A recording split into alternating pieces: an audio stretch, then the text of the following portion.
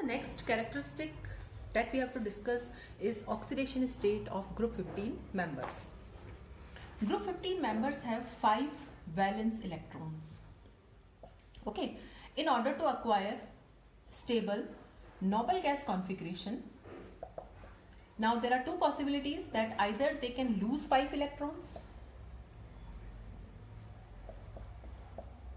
or they can gain 3 electrons. So the oxidation state ranges from +5 to -3. So for group 15 elements, the oxidation states range from +5 to -3. Now how it is done or which elements will show which type of oxidation state, that we'll discuss in detail. The first is negative oxidation state. Okay, negative oxidation state means gaining 3 electrons to acquire stable noble gas configuration, but gaining 3 electrons is not energetically favored, okay, because it will require large amount of energy. So the first member, nitrogen, since nitrogen is smallest in size, it has maximum tendency to show -3 oxidation state. So out of all the group 15 members, only nitrogen has tendency to show -3 oxidation state because of its small size. Okay, but as we move down the group, so when we are moving down the group, now the size increases, and if the size increases, tendency to gain electron decreases, or we can say that tendency to show -3 oxidation state also decreases. So as far as negative oxidation state is considered, nitrogen has the highest tendency, and down the group this tendency will decrease because of increase in size. The last member, bismuth, will never show -3 oxidation state in its compounds. Now next we'll discuss positive oxidation state. Group 15 members have 5 valence electrons which they can lose, so they can show +5 oxidation state. Okay, means they have the tendency to make 5 bonds. Okay, and since it is not possible to lose 5 electrons easily, so in the +5 oxidation state, the compounds formed are essentially covalent. Okay, for example, we know PCl5 is there, PF5 is there. So in the +5 state, the compounds formed are covalent because it is not possible to form M+5 ion. Okay, because it will require very large amount of energy.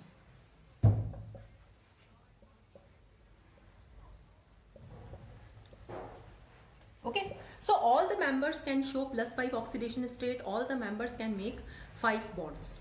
Okay, nitrogen, phosphorus, arsenic, antimony and bismuth. These are the members of group 15. Now the configuration of nitrogen is, outer configuration is 2s2 2p3. It is 3s2 3p3. Okay, it can show +5, it can show +5. But if arsenic I see, it is 4s2 4p3. But we know that between 4s and 4p there are 3d10 electrons. Likewise, it is 5s2 and 5p3 and there will be 4d10. Likewise, it is 6s2 and 6p3 and there will be 5d10 and 4f14. So as we move down the group, between s and p orbitals, there are intervening d and f orbitals also. So nitrogen can easily make 5 bonds if it wants to. Phosphorus can make, this we have seen also. But arsenic, antimony and bismuth will show +3 oxidation state only.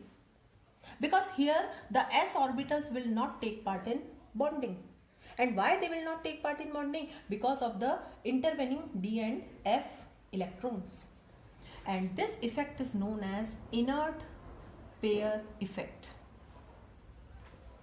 So because of this inert pair effect, the lower members of the group show a second oxidation state, which is 2 minus the group oxidation state. So as far as positive oxidation state is concerned, what is the group oxidation state? The group oxidation state is +5, which is due to loss of 5 electrons or sharing of 5 electrons. But as we move down the group, one more oxidation state becomes stable, and this oxidation state is 2 minus the group oxidation state. And why we are subtracting 2? Because of the inability of s orbitals, and this effect is known as inert pair effect. So what is inert pair effect? The inability of s orbitals to participate in bonding, and down the group this inert pair effect becomes more and more predominant, and this inert pair effect will operate in each and every group of p block. Now there are few exceptions also. Now the first member, nitrogen, does not show +5 oxidation state. Okay, nitrogen cannot show +5 oxidation state. Nitrogen cannot make compounds like NCl5 or NF5. These compounds are not formed. Why? Because of the absence of vacant d orbitals. Because nitrogen does not have vacant d orbitals. This is the configuration of nitrogen. Okay, now since 2d orbitals are not present, so it is not possible to excite the electron. So how many maximum bonds nitrogen can make? 3. Okay, so nitrogen cannot show +5 oxidation state, or nitrogen cannot form pentavalent compounds. In the +5 state, the compounds are chiefly covalent, because it is not possible to lose 5 electrons. But in the +3 state, the compounds can be covalent as well as ionic. Okay, covalent compounds by the upper members like NCl3, PCl3, because upper members are smaller in size, so they will not lose electron easily, so they will form bonds by sharing. But ionic compounds are formed by the lower members, because lower members are quite larger in size, so they can easily form M3 plus ion. So this was general introduction about the oxidation state of group 15 members. Now let's discuss the chemical properties and trends in the chemical reactivity. Okay, the first member, nitrogen, will differ from rest of the members. And what are the reasons behind this? Because of the small size of nitrogen. Nitrogen is the smallest member in the group. Because of the smallest size, its ionization enthalpy is highest. It does not have any vacant d orbital, 2d orbitals are not there, and high electronegativity. So because of these 4 properties, these 4 characteristics, nitrogen will differ from the rest of the members.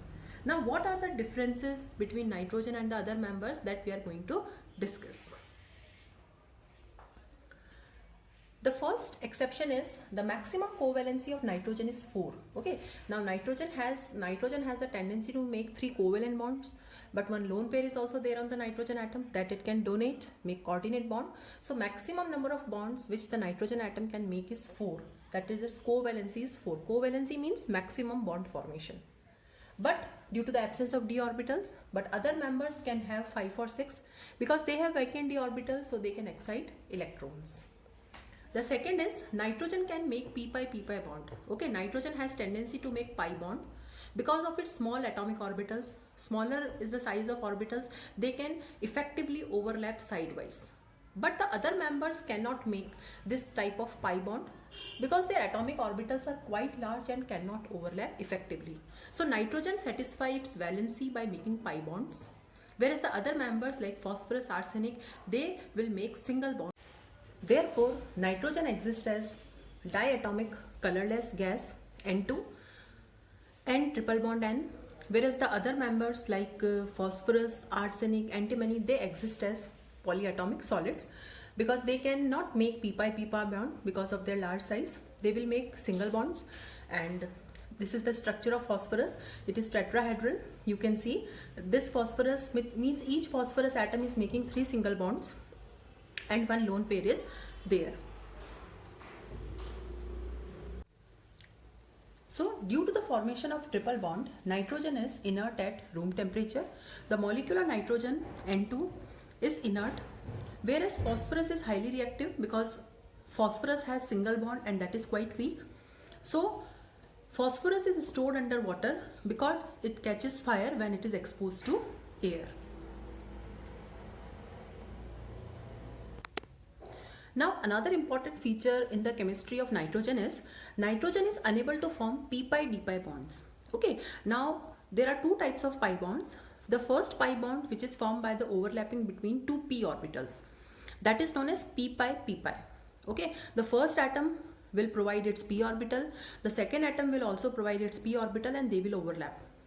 The second type of pi bond is p-pi d-pi bond, in which there is overlapping between p orbital and d orbital. But nitrogen is not able to make such type of pi bonds because of the absence of vacant d orbitals. Now since the other members like phosphorus has vacant d orbitals, so they can easily make. So such type of compounds exist with phosphorus, but the corresponding compounds of nitrogen do not exist. So these are the important features in which the nitrogen differ from rest of the members. Now what are the features?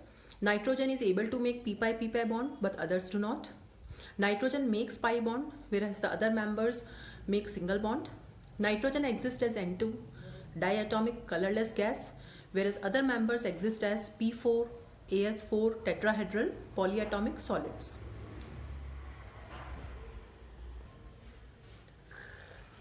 Now let's discuss the chemical properties of group 15 elements. So we are discussing the general chemical properties, means which type of compounds the members make. The first is reactivity with hydrogen. Group 15 members form hydrides with hydrogen, and all these hydrides are gaseous. Okay, so group 15 members form gaseous hydrides. The first is NH3, PH3, ASH3, SBH3 and BiH3. Means what is the oxidation state of the elements in these hydrides? It is +3. Ammonia, phosphine, arsine, stibine and bismuthine, out of which ammonia and phosphine are very common. Now how to prepare these hydrides? So these are the preparation methods. Suppose if I want to prepare ammonia, there is hydrolysis of nitrite. Okay, these compounds are known as nitrites. It is magnesium nitrite or it is calcium nitrite. It is subjected to hydrolysis. We'll get hydroxide plus ammonia gas. And if I want to prepare this phosphine, I will take phosphide. So this is calcium phosphide plus hydrolysis is done. We'll get calcium hydroxide plus phosphine. Now in order to prepare the last three, there is a general method, that is Zn3E2. Okay, now E can be arsenic, antimony or bismuth. It is hydrolyzed with acid. We'll get the corresponding hydride. So these hydrides are prepared by these methods. Besides, we have two more methods to prepare the two important hydrides, that is ammonia and phosphine. Ammonia can also be prepared by this reaction, that is N2 plus 3H2, high temperature pressure. Iron is catalyst here, molybdenum is promoter here, and we'll get ammonia. This process is known as Haber's process. And this method is used for commercial preparation of ammonia. And likewise, for preparing phosphine, this is white phosphorus. It is KOH plus water. We'll get phosphine plus KH2PO2. So these are two another methods for preparing ammonia and phosphine. Now, what is the structure of these hydrides? All these hydrides are sp3 hybridized. Now the central atom is sp3 hybridized. So with one lone pair is there, okay, on the central atom. So what is the shape? Pyramidal in shape. And due to the presence of this lone pair, the bond angle is not tetrahedral bond angle, it is 107 degree. Okay, because of the presence of lone pair, the repulsion increases. So these bond pairs come close. That's why the bond angle is 107 degree here. Now, one important thing is there to note that all the hydrides are sp3 hybridized. Therefore, all the hydrides must have the typical angle. Suppose if the angle in ammonia is 107, then in phosphine also the angle should be close to 107, because all are sp3 hybridized, all have one lone pair of electron, all are pyramidal in shape. But the important thing is, as we move from NH3 to BiH3, the bond angle continuously decreases. You can see here, it is 107, 93, 91, 91, 90. So there is continuous decrease in the bond angle. Now what is the reason behind this? All the hydrides are same in shape, bond pairs, lone pairs, then why the bond angle is not same? The answer is, as we move from nitrogen to bismuth, the electronegativity of central atom decreases. Suppose this is nitrogen, this is phosphorus. Phosphorus is less electronegative. Now what will happen? The bond pairs will shift away from the central atom, because what is electronegativity? It is the tendency to attract the shared electrons. Okay, so since nitrogen is more electronegative, so shared electrons will be shifted to nitrogen. Okay, since phosphorus is less electronegative, so the shared electrons are away from phosphorus, like this. So I am showing the bond pairs by blue pen. Okay, so here the bond pairs are closer to nitrogen. Here the bond pairs are away from phosphorus. Since the bond pairs are closer, what will happen? There will be more repulsion, because now the electron pairs are very close. And since more repulsion is there, so bond angle is more. Here less repulsion will be there, because the bond pairs are away from each other. You can compare the two figures. And since less repulsion is there, so bond angle is also less. So as we move from top to bottom, the bond angle in the hydrides show a regular decrease. Now we'll discuss the characteristics of hydrides, means which properties these hydrides are going to show. These are the hydrides. Okay, the first property is basic strength. All these hydrides have lone pair of electrons. Okay, this we know. Okay, so these hydrides have lone pair of electrons which they can donate. Okay, and the substance which can donate electron pair, they behave as Lewis bases. So all these hydrides are basic in nature. They are Lewis bases because they have the tendency to donate their lone pair of electrons easily. But as we move from NH3 to BiH3, okay, the basic character decreases. It means ammonia is most basic and bismuthine is least basic. Okay, now why ammonia is most basic? It means it has highest tendency to donate lone pair. Now why ammonia is having the maximum tendency to donate pair? Because of the small size. Okay, so what is the reason here? So reason is due to small size of nitrogen, lone pair is concentrated over small area, so easily donated. Okay, because nitrogen is very small in size, and in the small size nitrogen there are 3 bond pairs and 1 lone pair. So there will be definitely more repulsions. So lone pair is easily given. So as we move from top to bottom in the hydrides, the basic character decreases. Now the next characteristic of hydride is thermal stability. Now what is the meaning of thermal stability? Means on heating how much they will dissociate, which is easily dissociated on heating or which is least dissociated on heating, that is thermal stability. As we move from NH3 to BiH3, the size of element increases. Okay, and if the size of element will increase, the MH bond strength will decrease.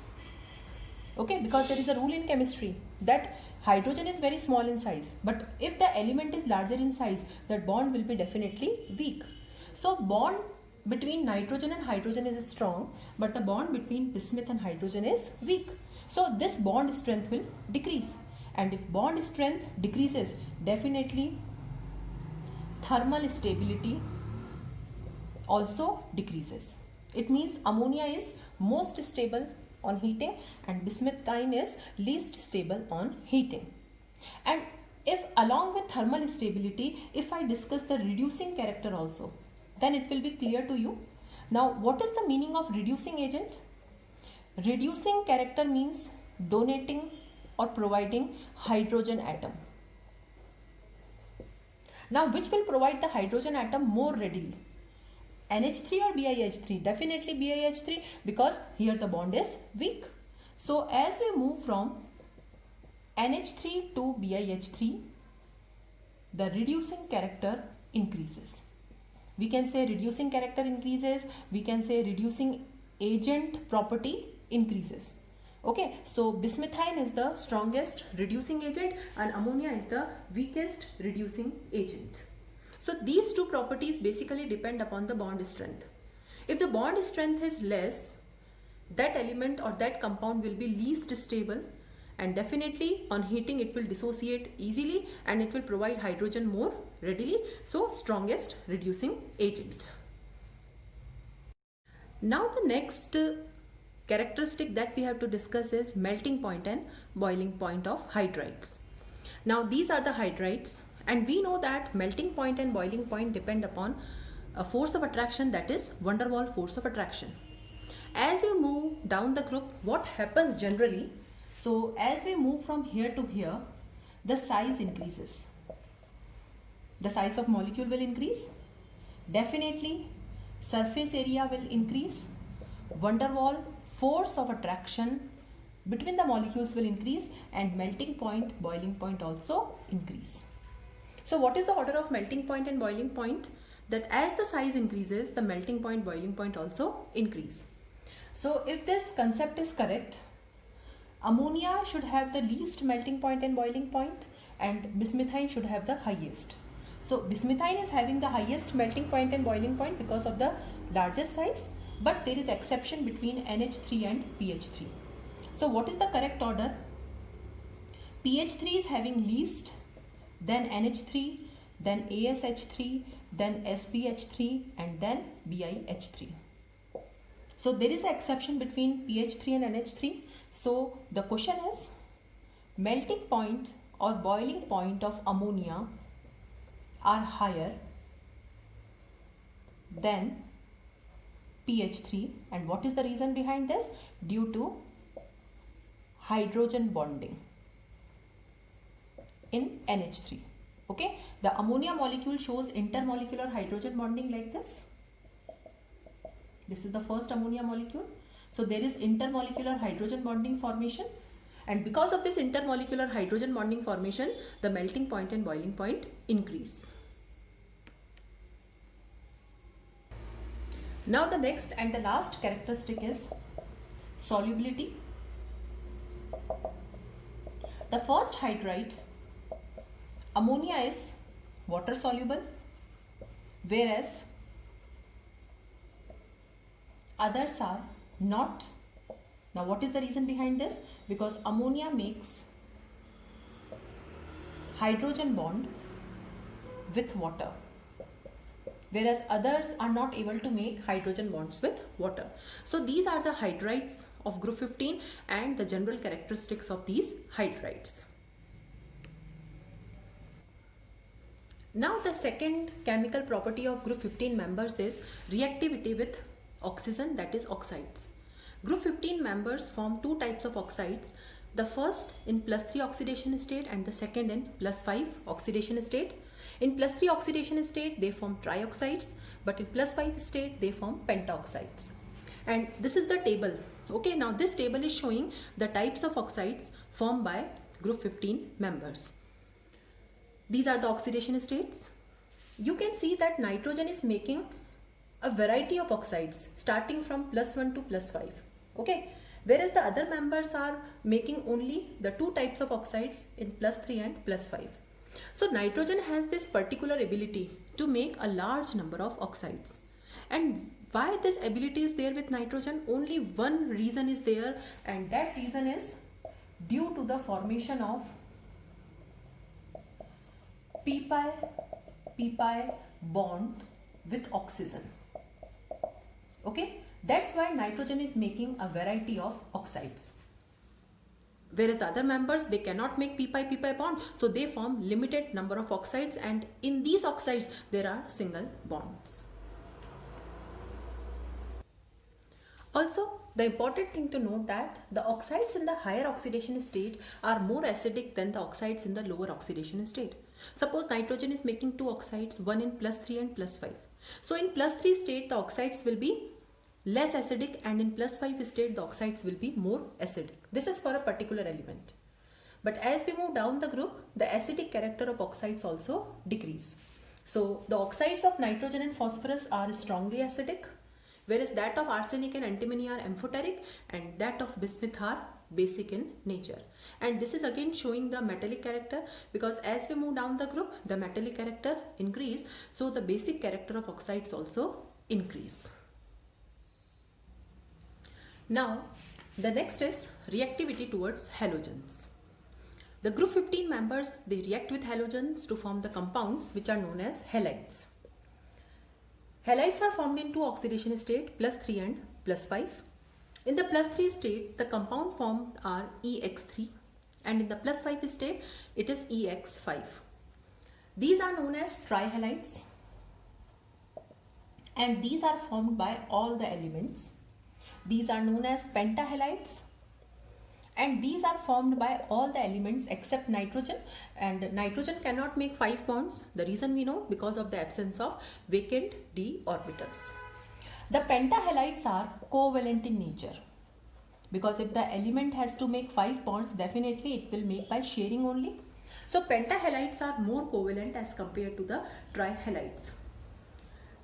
Also, out of trihalides, nitrogen makes only stable NF3. Okay, only NF3 is stable out of the trihalides of nitrogen. NCl3, NBr3 and Ni3, these are unstable. The reason is again same, because nitrogen is small in size.